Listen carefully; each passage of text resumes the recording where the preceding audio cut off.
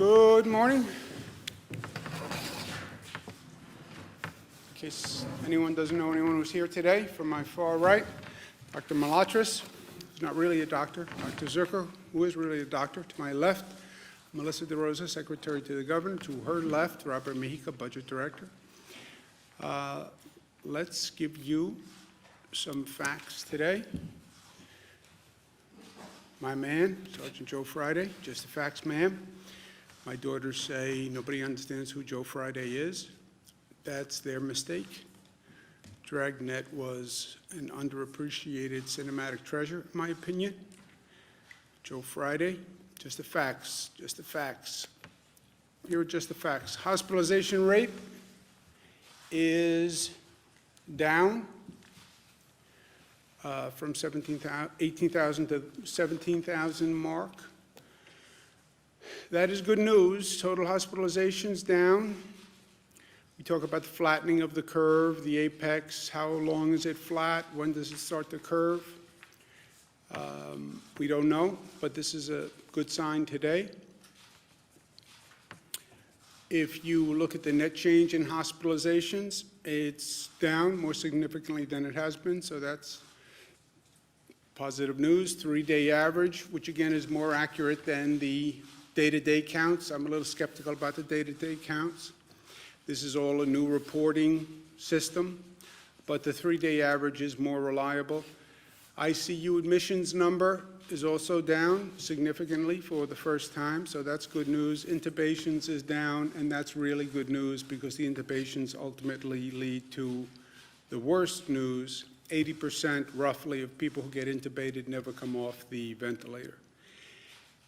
The number of new people who are diagnosed with COVID, about 2,000 still yesterday. So when you see the reduction in rates, remember what we're talking about. We're talking about a reduction in increases.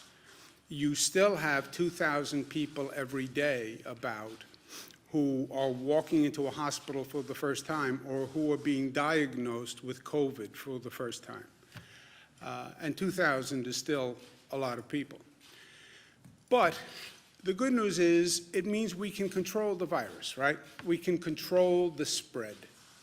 And we did not know for sure that we could do that. We speculated that we could do it, but we didn't know. So now we know that we can control this disease. The bad news is 2,000 people walked into a hospital yesterday for the first time with the disease, and the worst news is 600 people died yesterday from the disease. That is still continuing at a really tragic, tragic rate. Of those deaths, 577 in hospitals, 29 in nursing homes. We've been watching the nursing homes because nursing homes in many ways are ground zero for this situation. Last night, the number in nursing homes was relatively low. Everyone asks the same two questions: when is it over? And how do we get there? How do we start to make our way from here to there? When is it over? As I've said, you know, when is it finally over? It's over when you have a vaccine, and that's 12 months to 18 months. We've said to the FDA, any way we can be helpful in the testing of that vaccine, how do we accelerate that? How do we expedite it? New York is ready, willing, and able to do that with the FDA. Maybe there's a medical treatment between now and the vaccine. That would be great. But those are unknowns, and it's out of our bailiwick. We are working with a lot of companies that are working on treatments. We're testing treatments in our hospitals, but that's a pure medical research and development function, which is beyond us. At the same time, how do we unpause New York? New York is now on pause. How do we unpause it? First, do no harm. Don't let that infection rate go up to the best of your ability. Don't lose the progress that you have made. Second, now go back that we have some stability and we can actually work with the healthcare system, which we had on overdrive for many, many weeks. And we had increased the capacity, as you remember. Every hospital had to increase capacity 50%. I mean, just think about that. 50% more beds, staffing those beds during this horrific period. Now we have a chance to be more intelligent, frankly, about handling our healthcare system. Testing and tracing, testing and tracing, testing and tracing, and we need the federal government to work with us on that. And then phasing an economic return to the quote-unquote new normal, right? Those are all activities that are going on at the same time, and that's our plan to quote-unquote unpause New York. You stopped everything. How do you now restart that machine in a coordinated way that doesn't drive up the infection rate? That's the balance that we're trying to strike. On unpausing and having businesses open, that is a nuanced question. There's no light switch. It's not all businesses go back tomorrow. It's what businesses, what do they do, what risks do they pose, and what changes can they make in their business to make them more safe. You know, this is not just government deciding. It's government deciding with private businesses who now have to take a look at this new normal, this new reality, and tell us how they think they can adjust to it. One of our questions in evaluations is, how essential is that business service, right? You have to start somewhere. Right now we have the economy working with what are quote-unquote essential workers. That's why the grocery store is open. That's why public transit is running. All right, so we want to start to bring the economy back, move up one tranche on how you define essential. What's the next level of essential businesses? Are there certain businesses that are inherently safer or can be safer?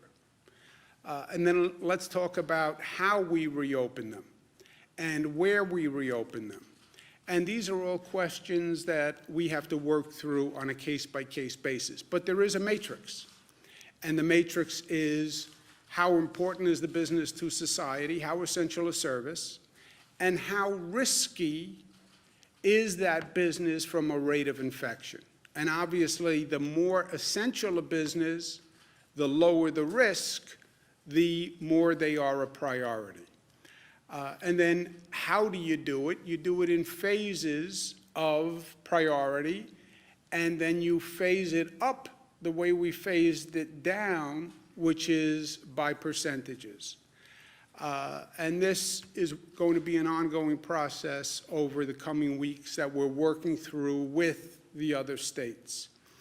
But the what, the how, the when, looking at how important that business is and what the risk that business poses, and then do it in coordination with our other states, because this is really a regional issue, and it should be addressed on that basis.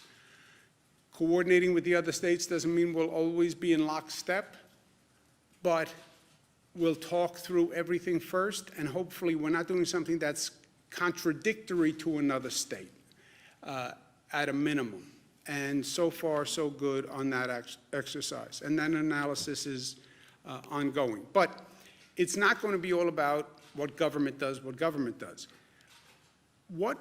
private sector now has to think about what they do and how they do it and how they can do it differently in this new normal. Reimagine your workplace. And we learned a lot through this situation. People worked from home. Well, how many people can continue to work from home and the business still work?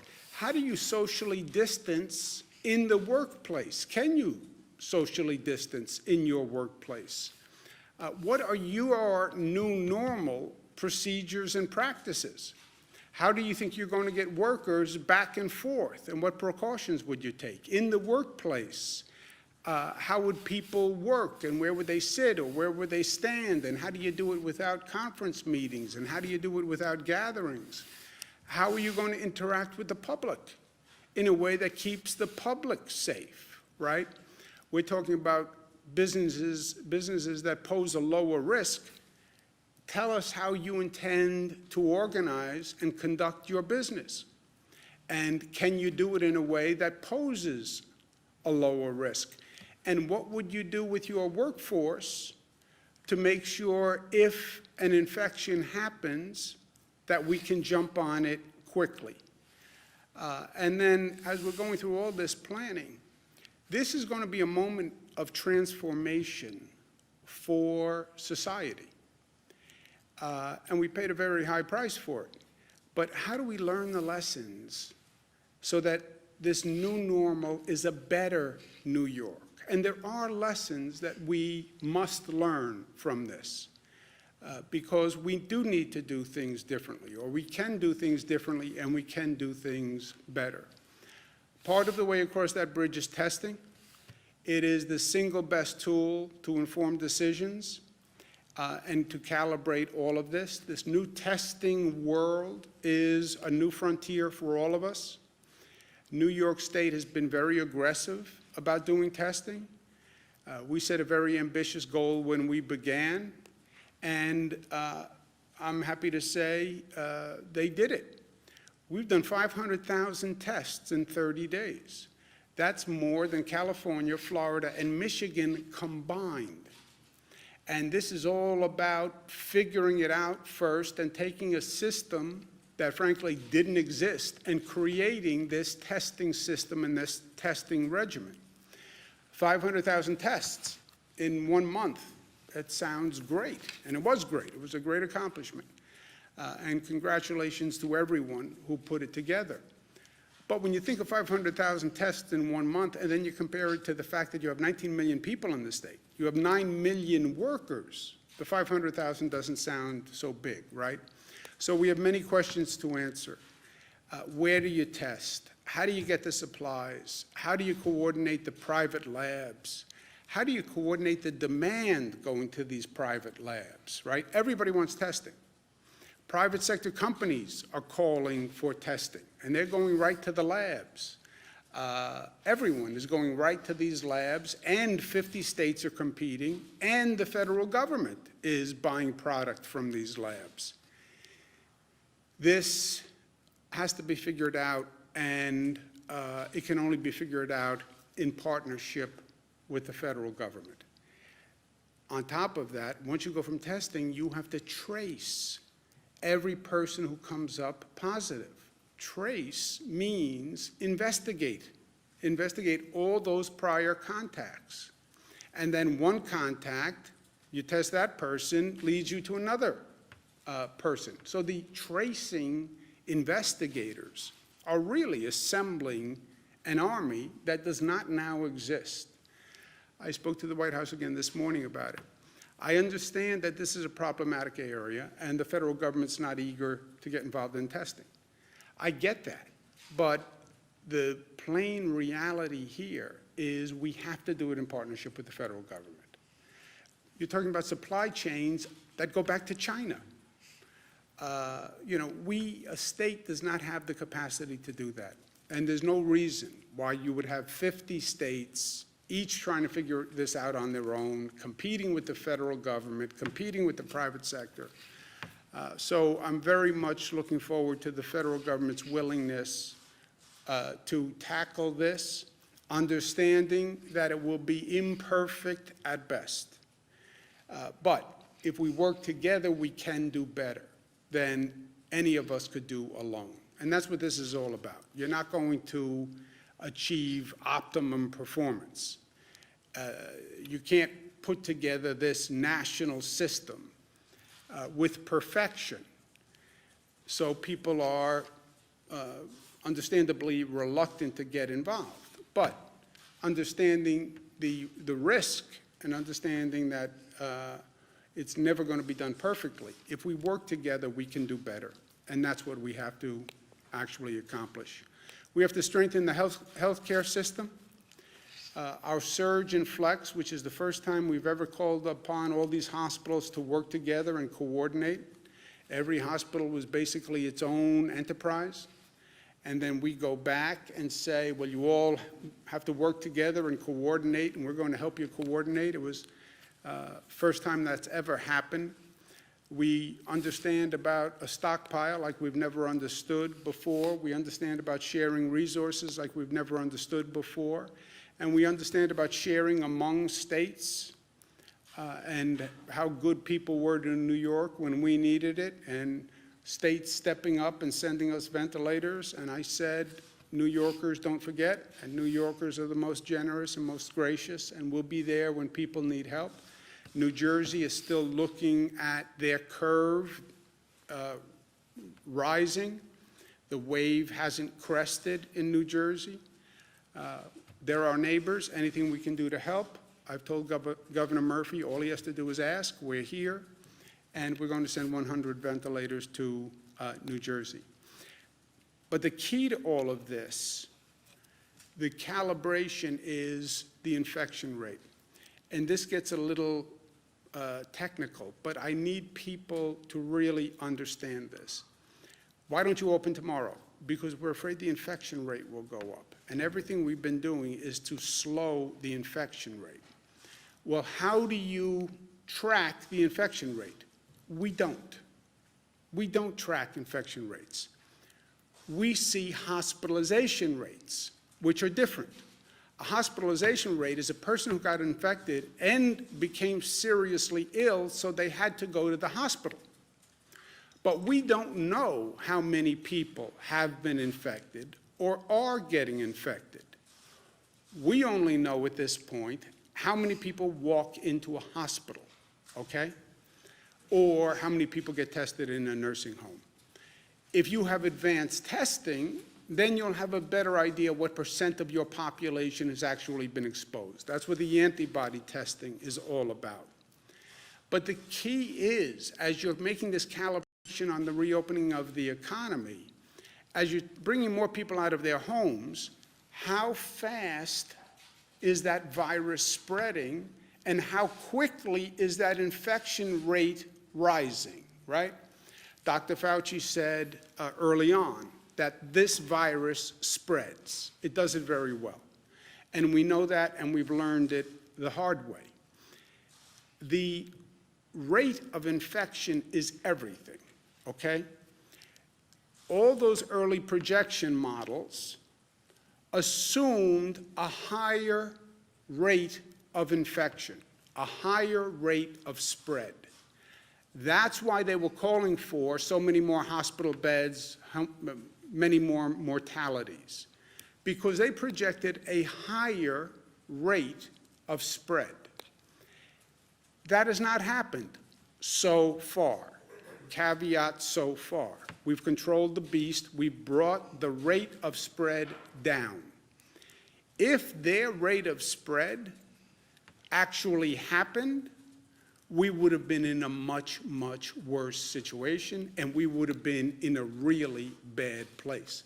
I mean, their projections were staggering, and it didn't happen because we slowed the models. But remember what they were talking about. CDC, which is supposed to be the preeminent source, 160 million to 214 million people infected, they were projecting. That was only March 13th.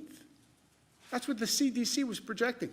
You know how many 160 to 214 million are? We only have 328 million people in the country. They were projecting more than half of the population, and maybe 2/3 of the population infected. And that was only a month ago. They were saying 2.4 million people to 21 million people would be hospitalized. You know how many that is? We only have 900,000 hospital beds in the nation.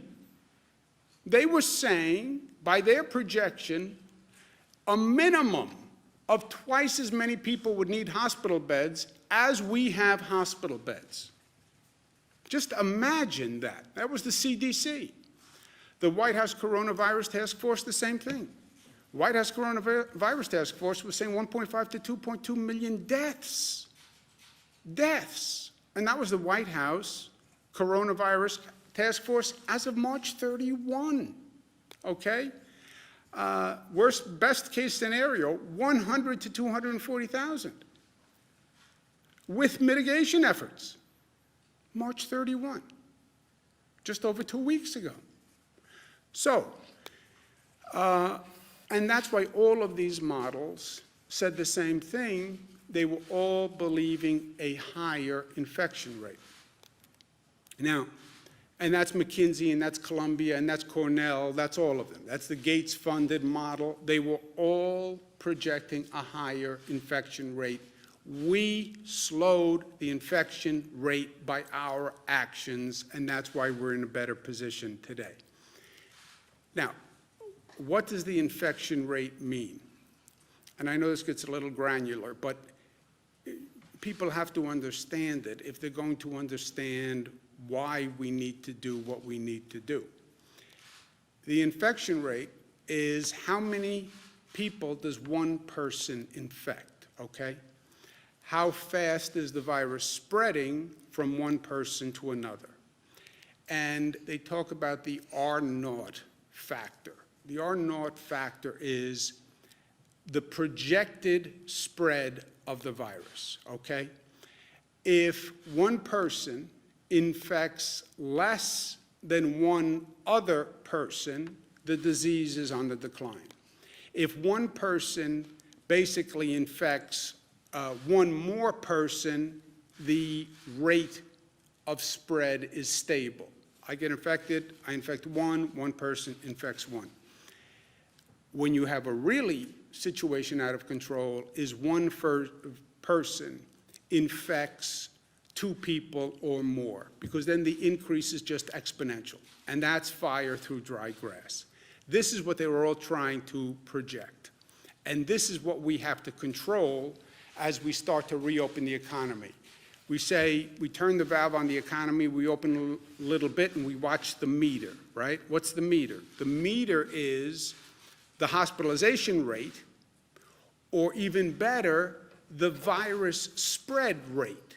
So you start to turn that valve, you start to bring people out of their homes, you start to reopen businesses, you see that number going up, turn the valve back right away. And this is what we're trying to deal with going forward. And again, nobody has been here before, so we're trying to figure it out. If the virus spread increases to the place where one person infects two people, that is an outbreak. If one person is only infecting one other person, that is basically a stable increase. Ideally, one person is infecting less than one person, and that is a decline of the spread of the virus, and that's what we're shooting for. Just to belabor this one more point, where you've seen an outbreak epidemic spread, it's when one person is infecting more than one other person. That's when you're out of control. On the Diamond Princess cruise, the infection rate was one person infects 2.2 additional people. Wuhan was one person was infecting 2 people or 3 people. The 1918 pandemic, one person was infecting 1.5 to 2.8. On our severe projection, one person was infecting 1.4 to 1.8. On the moderate projection, one person was infecting 1.2 to 1.4, okay? What we've done, because of our mitigation efforts, social distancing, stay home, lock the door, we've brought it to less than 1. Our infection spread rate is 0.9, okay? Wuhan, which really closed down everything, and locked it up, Wuhan brought the infection rate down to 0.3, okay? So that's the range we're talking about. But when you think about that, we're at now 0.9, we only have a margin of error of 0.9 to 1.2. 1.2 takes you back to the high projection rate. We're at 0.9. That does not leave you a lot of wiggle room. So you're going to start to phase the reopening. You're at 0.9 now. After this entire close down, if you go to 1.2, you're going to have a problem again. So you see how narrow the window is. But New York pause has worked. The close down has worked. That's how we controlled the beast. That's how we got it down to 0.9. However, we're not there yet. We're just at 0.9. Again, Wuhan got down to 0.3. So we have to continue doing what we're doing. I'd like to see that infection rate get down even more. The New York pause policies, the close down policies, will be extended in coordination with other states to May 15th. I don't want to project beyond that period. That's about 1 month. 1 month is a long time. People need certainty and clarity so they can plan. I need a coordinated action plan with the other states. So 1 month, we'll continue the close down policies. What happens after then, I don't know. We will see depending on what the data shows. What does that mean? Tell me what our infection rate spread is. Is it 0.9? Is it 1? Is it 0.7? Tell me what the hospitalization rate is. And then the experts will tell us the best course of conduct based on that data. No political decisions, no emotional decisions, data and science. We're talking about human lives here. As relatively simple and possibly annoying as it seems, wearing a mask is one of the best things that we can do. And I understand I'm getting a lot of not happy phone calls off what I said yesterday about wearing a mask in public, but I'm sorry it makes people unhappy. I do not consider it a major burden, and it really is a simple measure that can save lives. And yes, people say it's a personal intrusion on them, but again, remember, it's not just about you, right? I have rights also, and my kids have rights, and your kids have rights, and you have a right for another person to take reasonable safeguards not to get infected. So the masks work. We said in public Today, I'm going to include public transportation systems, private transportation carriers, for-hire vehicles, any operator of a public system, an operator of a private carrier, and for-hire vehicles must wear a mask at all times. What does this mean? If you get on a bus, you need to wear a mask. If you get in a train, you need to wear a mask. If you get into a private car service, Uber, Lyft, the operator needs to wear a mask. If you get on a private bus, the operator needs to wear a mask, and you need to wear a mask on a private carrier. So is this inconvenient? Yes, but you're in a closed environment by definition. You're not socially distancing by definition. You're the front seat of a car to a back seat of a car. You're one seat in a bus to another seat in a bus. This is a precaution for everyone that I think balances individual liberties with a social conscience. This we're going to affect Friday, 8 p.m. Ultimately, what determines the rate of infection? You do, and I do. That's what this all comes down to, as simple as it sounds. It's not about government, it's not about anything else. It's about what people decide to do, and what people have decided to do. They have brought this infection rate down. It's that simple.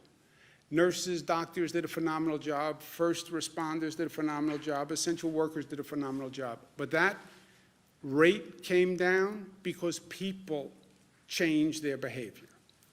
That's what happened. It is about the behavior of our people. It's that simple. It's our behavior. It's our level of discipline. It's how we educate our children. It's how considerate we are of others. What we're willing to do to safeguard others' health in our community. That's what makes all the difference on what we're doing.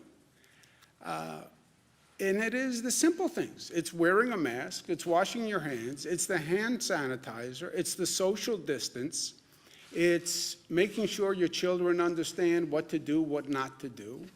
It's all of these simple procedures that seem almost insignificant, but on a collective basis make all the difference in the world. And it is making smart choices. I want to get out of the house, I'm going crazy, I need to do this, I need to do this. I know, but be smart. Be smart. And engage what you're doing relative to everyone else and relative to the overall goal. But I will tell you, and I don't know that people truly appreciated this. I don't know that I did. Of all the unique aspects that we have learned going through this, the most positive and the most surprising to me has been how people have responded. The policies that I have communicated are not worth the paper they are printed on. I could stand up here as governor and say, we must do this, we must do this, we must do this. These are some of the most life-changing policies government has ever issued. Think about it. This is not government saying, here's your tax rate, here's age of voting. This is government saying, stay in your house, don't touch another person, wear a mask. Government, I don't even have the ability to enforce these measures on any scale if people said, I'm not willing to do it. These policies, which are difficult, which are life-changing, they are being implemented by people because people are choosing to do the right thing. It is that simple. And what this is all about today, the masks on transportation. I trust in New Yorkers. You know, I believe if the facts are presented to the people in this state, New Yorkers will do the right thing. What is the right thing? There's always a right thing. It is the appropriate path that is socially and morally correct. And New Yorkers have a very strong right thing quotient. They know what the right thing is when they hear it. And all I'm trying to do is give them the facts and the information to explain why I'm suggesting these actions. They decide whether or not to follow them. I can't put a mask on 17 million people. 17 million people will decide whether or not they'll do it. But they have done it because they have the facts, they have the information, they understand the risks, they understand the rewards, they understand the consequences, and what they have done has worked. And it's brought this state forward, and it'll bring this nation forward. And that's New Yorkers at their best. And that's because we are New York tough, and because New York tough is more complex than the word suggests. It's smart, it's united, it's disciplined, and it's loving. And New Yorkers have proven that time and time again, every day for 46 days. Questions? Governor, on the issue. 10 nursing home residents have died of COVID-19. Can we do this today? Let's try something new. Let's not all talk over everyone. I'll make sure we answer, I'll get to you to answer the question. And let's just start. You know what, go to Jesse, or let's go to you first. Okay. In Hornell, New York, at least 10 nursing home residents have died of COVID-19. Philmont, there have been at least 23 cases and 6 deaths at one nursing home. The State Health Mast has 15 residents at a New Windsor assisted living facility. How many and which nursing homes have reported clusters, outbreaks, or requested mass testing from the state, and where are they? And is the state advising nursing homes facing outbreaks to open COVID-only units or transfer patients elsewhere? Which we've seen at least in a couple I will cases. get you, I don't know, we have hundreds and hundreds of nursing homes in this state, so I don't know what has happened in every nursing home in the state. I don't have firsthand knowledge of what happened with the nursing homes in Hornell, New York, but we will get you today a list of information by nursing home to the best we have, and as we get that updated, we'll get it to you. Jesse? On the economic toll of this, Mayor de Blasio is talking about a $7.4 billion hit in terms of tax revenue. Have you discussed help for the city of New York vis-a-vis that, as well as, you know, the 1.2 million people who are now applying for unemployment in the state? Yeah, Jesse, it's simple. Yes, we've had multiple conversations. It's not just New York City, it's Nassau County, Suffolk County, Westchester County. It's every county in the state. It's every local government in the state. And the short answer is we cannot do it. You know, I have a $10 to $15 billion hole. So I'm not in any position to help any of them. That's why I've said this is where the federal government has to step in. And it defies understanding that the federal government is going to say, we've passed major pieces of legislation, pat us on the back, to protect the economy and move the economy forward, but you don't fund state and local governments? And when you don't fund the state and local government, it means the state and local government has to turn around and cut everybody that relies on them. It's not smart, it's not right, it's counterproductive. I understand you don't get the same political credit when you fund New York State or New York City or Nassau County or Suffolk County because it doesn't represent any voters, any people. It's just a governmental entity. I get that. And I get that politically they like to pass legislation where they can call up someone when they get home and say, hey, Jesse, I got a check for you. I understand that. But at one point, you have to put the politics aside and say, we have to do something that's actually makes a difference. And how can you even pretend that you're addressing this crisis when you're starving state and local governments? And that's not a Democrat to Republicans. National Governors Association, headed by a chairman who's Republican, Governor Hogan, great guy, great governor.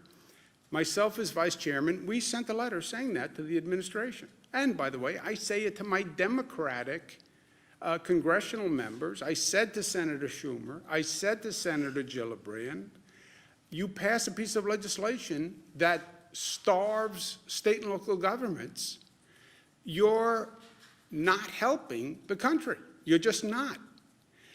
Well, we have to get to yes. It doesn't matter to get to yes if the bill doesn't do what the purpose is.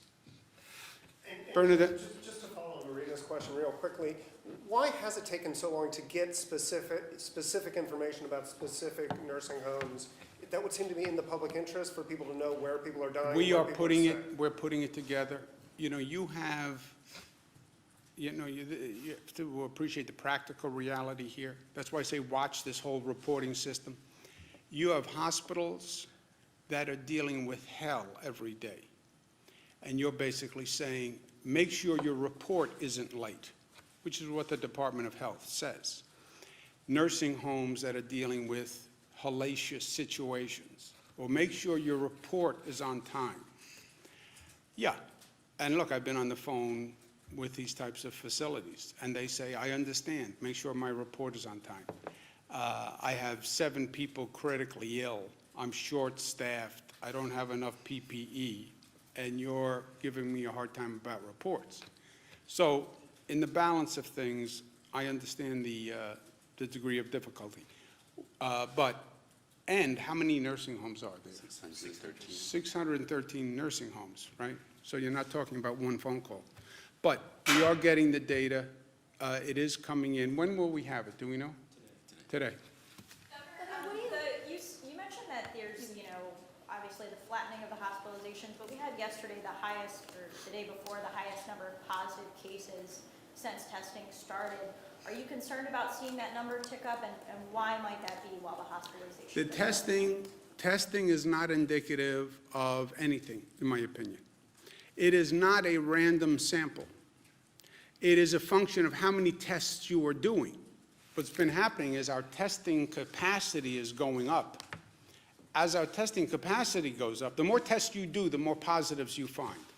Remember, the testing is not random. It's people who believe they are positive because of the circumstances. They were exposed to a positive person, et cetera. So you're getting people who you think are positive to test, and then the more tests you take, the more positives you're going to find. The hospitalization rate of any of these rates, the most indicative is the hospitalization rate. Because what it's telling you is these are people who are infected and were seriously ill. That's what the hospitalization rate tells you. It's the only real data you now have.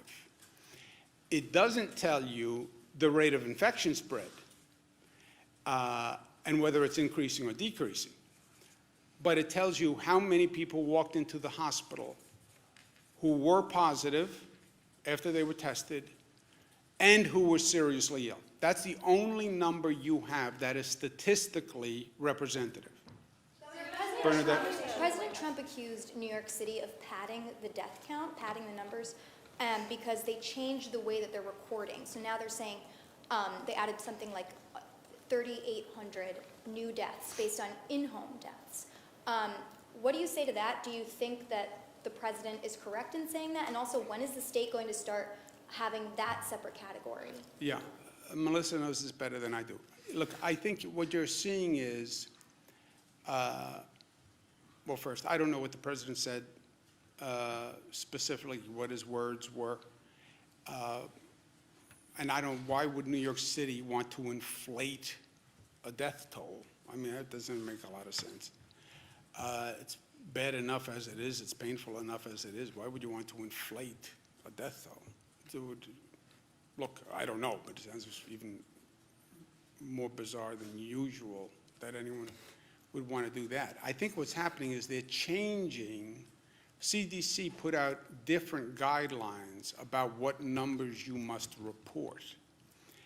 We've always said all we really know are deaths in a hospital or deaths in a nursing home. Could people be dying at home because of the coronavirus and we're not counting them? Yes. Was this a rough estimate? Yes. So now we're trying to refine the estimate other categories, other possibilities. I think that's what it is more than anything. It's more of a reporting process. But Melissa, do you know anything more about No, it? it's exactly what the governor said. So the CDC put out guidance on reporting, so actually it's the president's own CDC that put out this guidance. And the city was very clear. They actually did not tack on that number to the total death count. They created a new category that's called probable deaths. This gets murky, right, because a lot of people are dying of various things, and if it's shortness of breath or you had a fever, there's a lot of assumptions that could be going on behind the positive. Everybody knows in this room, Assemblyman Brodsky, the assumption was that he had died from COVID. A few days later, they discovered it actually wasn't COVID. So the number is not precise, and the city actually did not put that number into the death count number. It's a separate category. I actually believe the press misreported this in some instances and conflated the two. And so that's what it was. But they did not pad the numbers, and this was a CDC-directed category that the city started reporting that the state is actually also working to report. Excuse me a second. Did you want to add something, Doctor? It's exactly what you had mentioned. It's the presumed, as Melissa said, they're presumed deaths, that somebody died from something which may have been a different respiratory illness, and they said, well, maybe it's coronavirus. Right, because the Post reported last week that EMS and law enforcement were going to homes and getting that raw data and saying, hey, this could potentially be a much larger number. So is that the kind of misreporting you're thinking about? So, but I'm saying when I say conflating, I'm saying there's probable deaths, and then there's the people who we know to have confirmed died of COVID. They tested positive, or after they died, there was an autopsy done, they tested them, and they confirmed after they died that they had COVID. So probable is a category that it's somebody who died, and based on the symptoms or based on how they died, they believe that it could probably have been COVID. So that's that category. The underreporting of the deaths in the home is another added complication into all of this. But to answer your first question, the city did not pad the numbers. They created a separate category to address the probable deaths, which was a directive of the CDC. Yeah, I think what happened, I think that refreshes my recollection. I don't think the city put the numbers together. I think the Times wrote a story that put the numbers together and then said they had a much higher number. I get it's a great headline, but it's not totally accurate. Karen? We're getting reports out of hospitals that some of the COVID patients, or a significant number, are having kidney failure, and that now that there's a shortage of the dialysis machines. I guess maybe that's more of a question for Dr. Zucker of how is that something that you're Shortage worried of about when you're dealing dialysis with- machines? We have heard that we are looking into this about those who need renal dialysis and to make sure the machines are available for individuals. And regarding having kidney failure as a result of having coronavirus, often when people get that ill and end up in the intensive care unit with multi-organ system failure, multiple problems, the kidneys are one of the organs which take the hardest hit initially. Is there a shortage right now? We have heard about an individual report, but there aren't shortages that are across the board. No, every once in a while we've heard that they need a dialysis machine, and we worked on that to get them there. If they have a shortage, Karen, they call us. We have these daily inventory equipment sharing. That's a surge flex. So if any hospital has a shortage of anything on a daily basis, they let us know. And then we find that, and we've been able to find that equipment for them or that PPE, so nobody's had an actual shortfall. But if somebody had a problem that they couldn't do dialysis because they didn't have machines, they would have more than likely let the state know. Go ahead. I have a few follow-up questions on masks. Does the mandate apply to kids? 2 years and older. 2 years and older? Depends how you define kid. Which is what the CDC recommends. Okay. Yesterday, when referring to the mask mandate, you said it's not that inconvenient. You said, what's the big deal? For many people, we've learned it is a big deal to wear a mask. They feel that this is a symbol of government control. A lot of people feel that this is a symbol people are falling prey to fear. And we've seen doctors on the news for weeks now saying that regular medical masks and the cloth masks do little to protect you from coronavirus. Do you feel like you're underplaying the impacts of your mandate?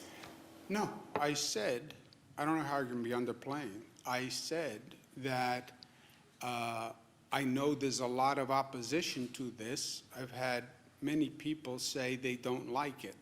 So, no, I'm fully aware of the opposition to wearing a mask.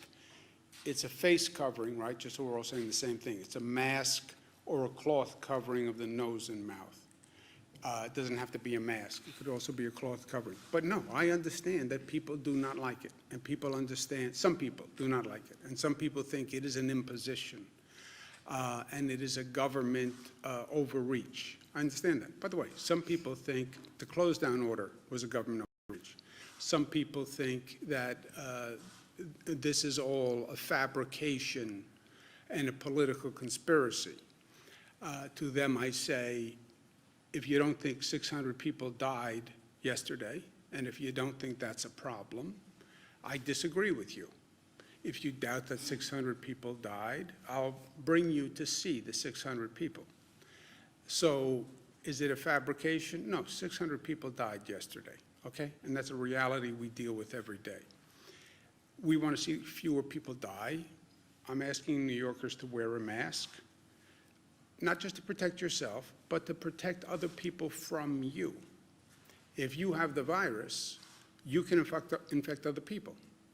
And you have a liability, a responsibility not to infect me because you're sick.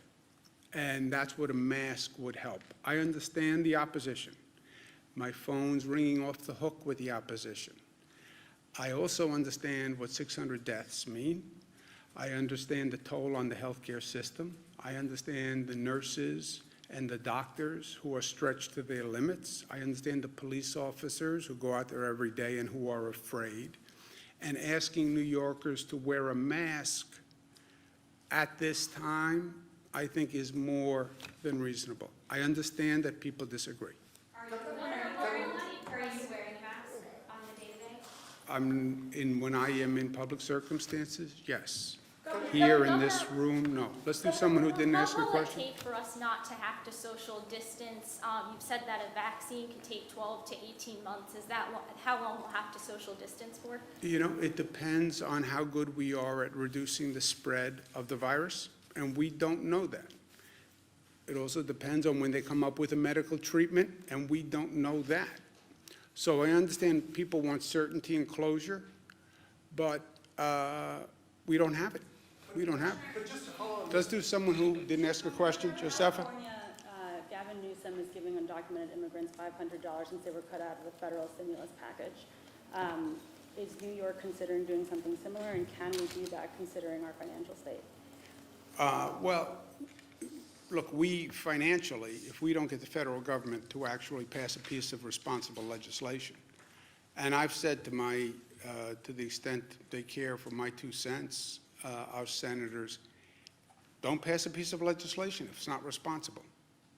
Well, then they'll say we didn't pass legislation. Yeah, say I wouldn't pass an irresponsible piece of legislation. Better than passing an irresponsible piece of legislation, right? If those are the options, life is options. So yeah, we are at a point financially where we have a $10 to $15 billion deficit. Yesterday I was asked about, well, why not just let the raises go through for state workers?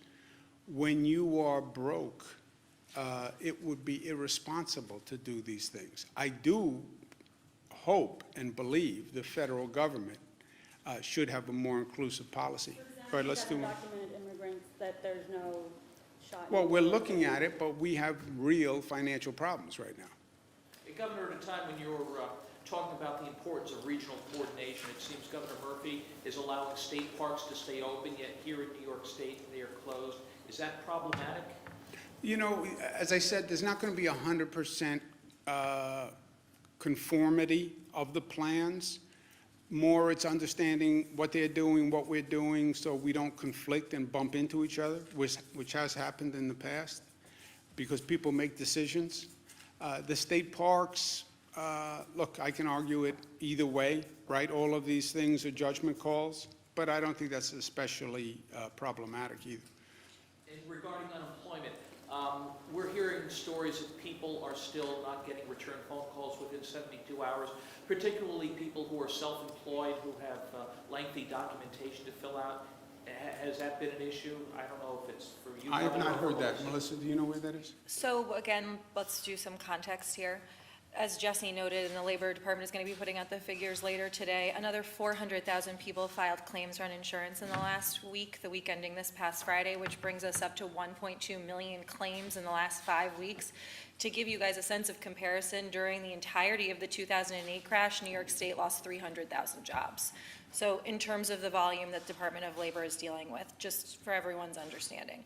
At this point, they have completed 925,000 claims. There's 275,000 claims that are outstanding. Some of those people are from the last week. Some of those people, unfortunately, date back to the middle of March.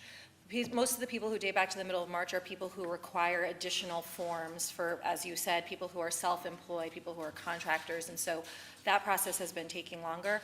We're working together to try to figure out the best way possible to expedite this. It's great that the system has worked better for some. If you're one of the people who are still struggling, it doesn't matter at all, and we understand that, and I sympathize with that, and I apologize for that. And we're going to continue to do everything we can to bring the system up to deal with this scale as soon as possible. Let's do one more. Somebody go. What about low-income people or homeless people who maybe might not be able to purchase a mask? Is there going to be a way for them to maybe pick up one or something? Yes, we're working on that, and we're working with local governments in making sure people who can't pay for a mask can have one. Remember, it's not a mask, it's a face covering, so it can be a handkerchief, a bandana, it can be a cloth covering, et cetera. It can be stylish or fashionable or just boring and plain like mine. All right, I'm going to go to work.